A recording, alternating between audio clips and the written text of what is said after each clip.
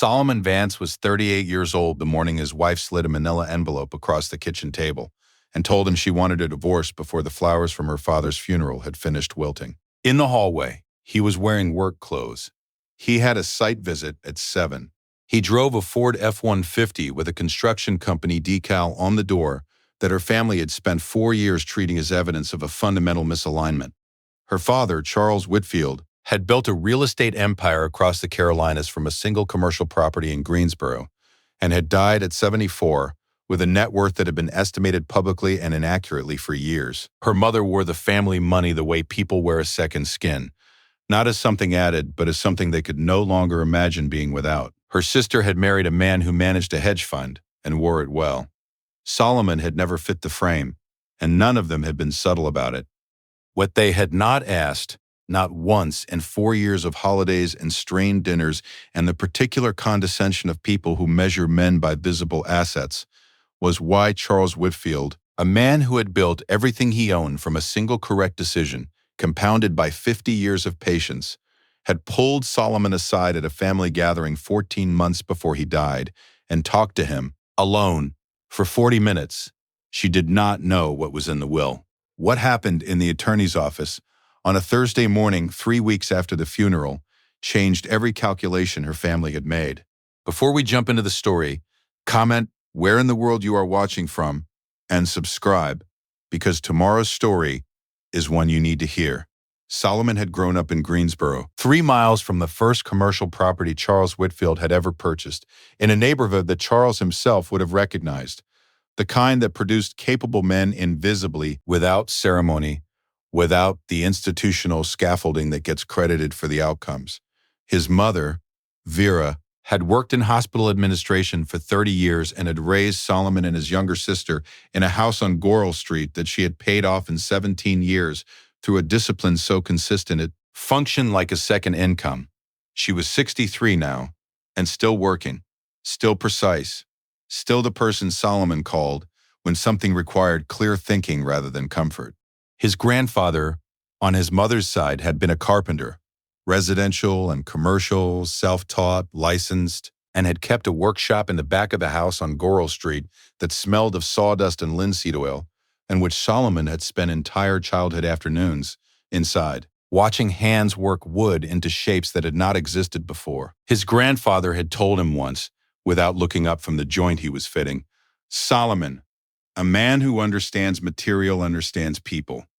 You learn what a thing is made of before you load it." That rule goes for lumber, and it goes for everything else.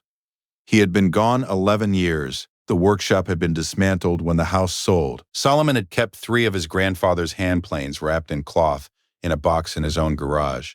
He took them out sometimes just to feel the weight. He had studied civil engineering at NC State and had gone directly into construction project management with a mid-sized commercial firm in Charlotte, where he had spent 9 years learning the full vertical of how buildings came to exist, from site assessment and subsurface evaluation to structural framing to systems integration and final inspection. He was thorough and unhurried, and had a particular gift for reading a project's hidden vulnerabilities before they surfaced as failures, which was the most valuable skill in the trade and the least glamorous one to explain at dinner parties. He drove a work truck because he went to work sites. This had seemed straightforward to him. It had not translated that way to the Whitfield family. He had met Renata at a charity gala 4 years ago, a hospital fundraiser that he had attended because a colleague had an extra ticket and because Solomon, unlike many people his age, did not resent formal events. Renata was the kind of woman who moved through a room as though she had designed it, which was a quality that could mean many things, but in her case meant genuine confidence rather than performance. She was in her father's company then, in a development oversight role, learning the business from inside. She had laughed at something Solomon said about the building's structural ironies. He had noted, quietly, that one of the load-bearing columns was cosmetically concealed in a way that would make any future renovation expensive.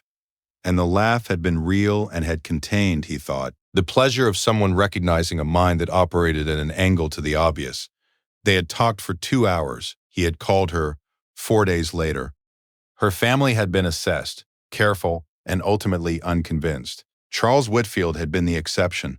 From their first meeting, At a family dinner 8 months into Solomon and Renata's relationship, Charles had asked Solomon questions that moved past the social and into the substantive: how he evaluated site risk, what he thought about material substitution in commercial construction, how he read a project's long-term maintenance profile. Solomon had answered directly and in full, and without performing either modesty or expertise. Charles had listened with the particular attention of a man who spent most of his professional life separating what people said from what they actually understood. He had not said much. He had not needed to. Over the following 3 years, Charles had found reasons to speak with Solomon at family gatherings that extended well past the obligatory. He had asked him to look at 2 properties under consideration for acquisition, informally, as a favor, and had absorbed Solomon's assessments, written up in the same clear technical language he used for his own clients, with the focused silence of someone taking notes.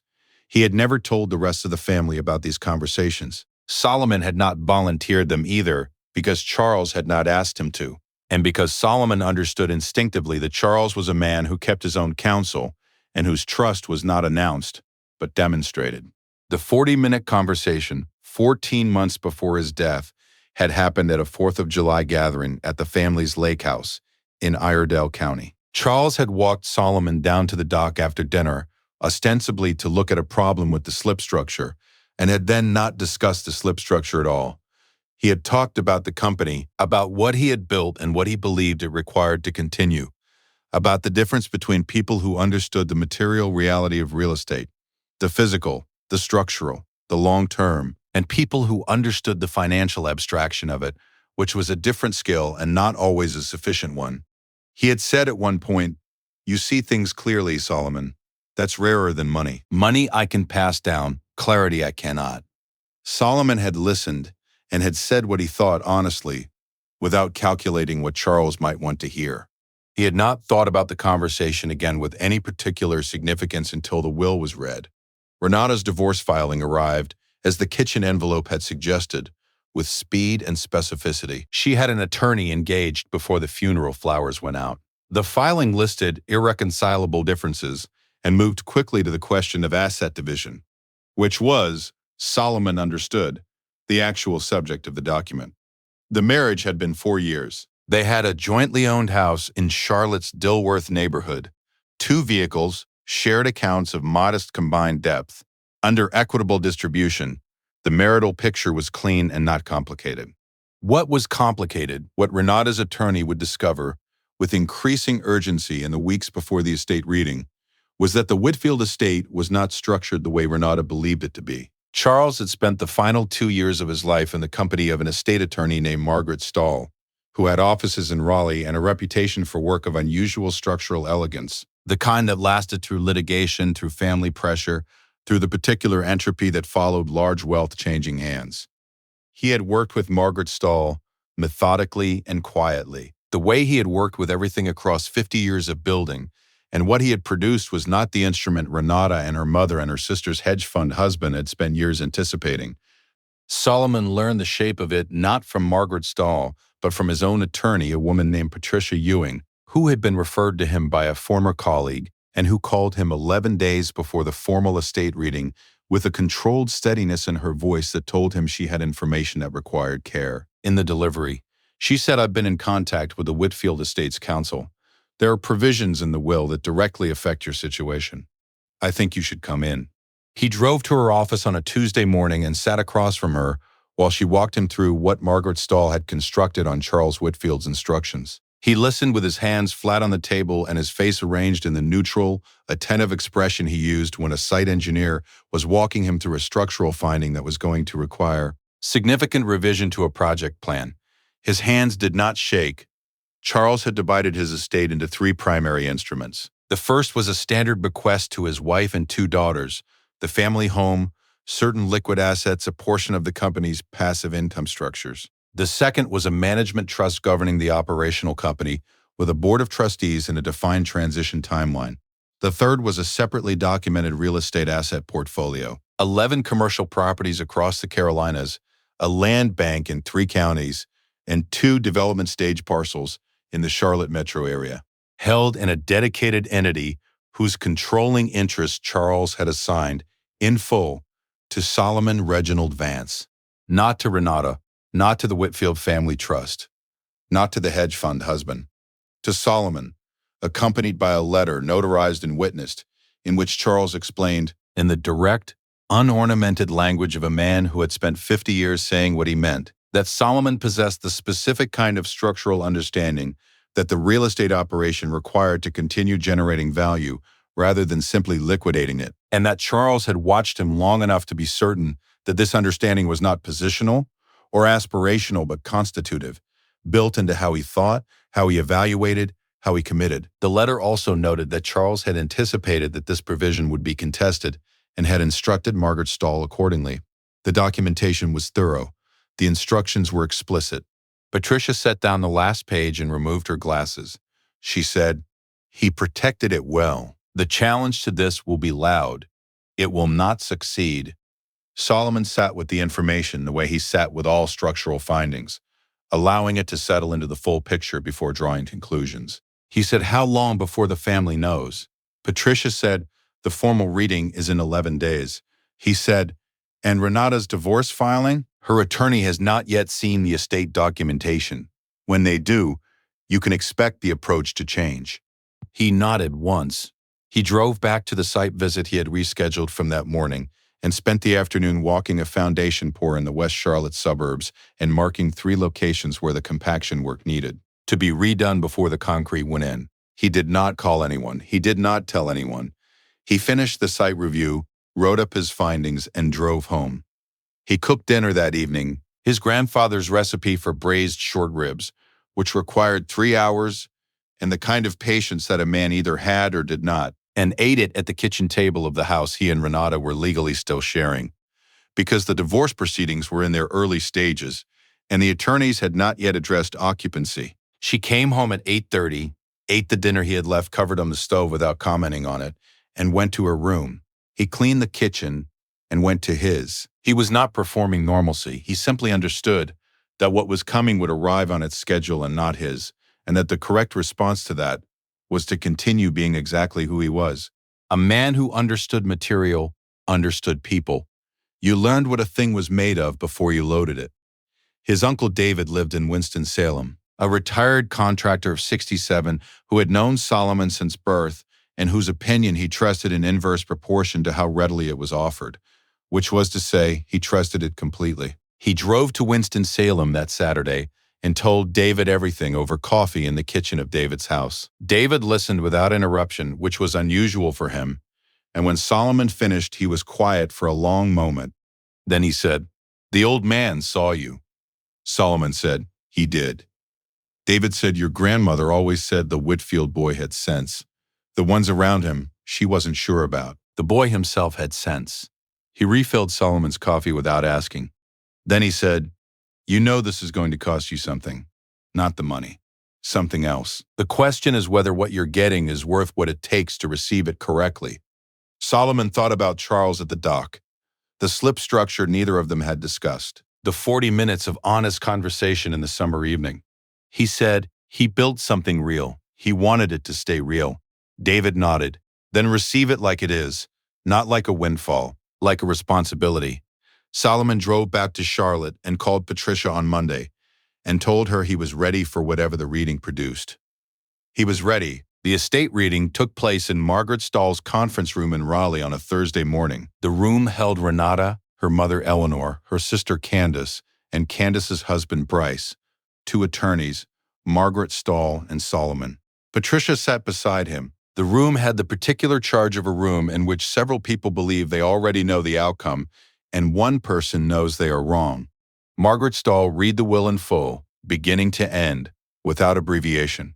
The first 2 instruments produced the expected responses, Eleanor nodding, Candace attentive, Bryce doing the rapid mental arithmetic visible on the faces of men who think in portfolio terms. The third instrument produced a silence of a different quality. When Margaret Stahl stated Solomon's name in connection with the real estate portfolio, the silence lasted approximately 4 seconds. Then Eleanor said, "I'm sorry," in the tone of a woman who had not misheard but needed a moment to refuse the information. Margaret Stahl repeated the provision without alteration. Bryce said, "That can't be right." With the measured flatness of someone who had anticipated this response and prepared for it over 2 years of careful documentation, "I assure you it is correct. I can direct your attorneys to the supporting documentation. Mr. Whitfield's instructions were unambiguous, and the instrument is complete." Renata had not spoken. Solomon looked at her once, briefly. Her face had the expression of a woman performing calculation in real time. Not grief, not anger, but the rapid reassessment of someone whose primary assumption had just been structurally revised. He recognized the expression from construction sites, from the moment an engineer realized the ground was not what the survey had suggested. Her attorney leaned to her and began speaking in a low voice.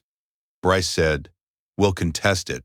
Patricia said pleasantly, "You're welcome to." The documentation was prepared by Margaret Stahl's office over a 22-month period. The testamentary capacity review, the witness signatures, the notarization sequence, and the letter of intent are all on file. I have reviewed them. They are complete. Bryce looked at Solomon with the expression of a man recalculating a position he had held with significant confidence. Solomon did not return the expression. He had nothing to perform. Eleanor said, "Charles did not discuss this with the family." Solomon said, quietly, "He discussed it with me." He did not need to. The documentation was the argument. The argument was built on 22 months of Margaret Stahl's careful work and on 14 months of Charles Whitfield's deliberate intention and on 4 years of Solomon showing up as exactly who he was in, a family that had consistently looked past him to find what they expected and found only what was actually there. He gathered his copies of the relevant documents and aligned them into a clean stack, the same way he organized site reports, the same way he had organized everything since his grandfather taught him that the physical order of a thing was not pedantry, but respect for the work. He stood. He thanked Margaret Stahl. He nodded to Patricia. He walked to the door. Behind him, Renata said, "Solomon." She looked at him with an expression that had moved past calculation into something older, the particular look of a person standing in the space where an assumption used to be. He had seen her face in many configurations over 4 years. This one he had not seen before. He said, "I hope you find what you're looking for, Renata." He meant it without qualification. She had not been wrong to want things. She had simply wanted them in the wrong direction. That was not a crime. It was a misalignment, and misalignments, in his experience, were most honestly addressed by acknowledging the load the structure had actually been built to carry. He walked out into the Raleigh morning, and the November air was cold and clear, and the work ahead of him was specific and known. You learned what a thing was made of before you loaded it. His grandfather had said that about lumber and meant everything 14 months after the estate reading. The commercial portfolio was performing at a level that would have satisfied Charles Whitfield, and did satisfy the 3 members of the management board who had been skeptical at the transition and who had, by the 10th month, stopped being skeptical and started asking Solomon to review parcels outside the original portfolio's scope. He had hired a director of operations, a former site manager he had worked with for years named Curtis, and had restructured the asset management approach around the principle Charles had identified and Solomon had confirmed in practice. That the real estate's value was structural and long-term, not transactional, and that the correct stewardship was maintenance and selective development rather than liquidation. The contest of the will had been filed, prosecuted with moderate vigor by Bryce's attorneys, and resolved in Solomon's favor in a summary judgment that took 8 minutes of judicial consideration, which Patricia had described as efficient and which Solomon had described as adequate. Renata had received her equitable distribution from the marriage, which was what the marriage had produced and no more. She was working in development consulting now, according to Curtis, who heard these things through Charlotte's professional networks and did not editorialize about them. Eleanor had not contacted Solomon directly. Candace had, once, early in the estate proceedings, in a call that had been brief and had concluded with more civility than it began with, which Solomon took as progress of a kind. He had purchased a house in the Chantilly neighborhood of Charlotte, a 1930s craftsman bungalow whose bones were excellent and whose surfaces required the patient restoration he had the time and the temperament for. He had rebuilt the back porch himself on weekends, cedar over a new foundation, the way his grandfather would have done it. He had planted a fig tree along the south fence line because his grandmother had kept one and because figs required patience and rewarded it proportionally. He had met a woman named Adaze at a community development forum, a city planner who spoke about infrastructure with the same underlying seriousness Solomon applied to it, and who had looked at the structural drawings he had shown her on his phone and asked 3 questions that told him she understood what she was looking at. They had dinner twice, then walked a job site together, which was his version of knowing whether something was real. She had worn the right shoes without being told. He had noticed this. It was, he thought, a reasonable indicator. He sat on the finished porch on a Sunday morning in the early fall with coffee and the quiet that accumulated at that hour in that neighborhood. The fig tree was establishing. It would fruit in another year or 2.